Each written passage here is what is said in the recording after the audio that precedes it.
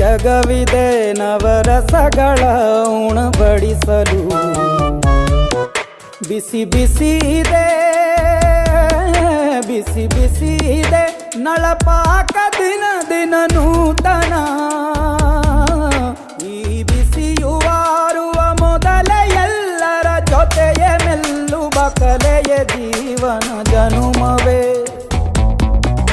ಈ ಜನುಮವೇ ಆಹ ದೊರಕಿದೆ ರುಚಿ ಸವಿಯಲು.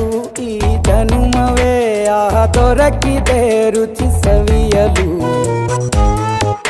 ಈ ಜಗವಿದೆ ನವರಸಗಳ ಉಣಬಡಿಸಲು.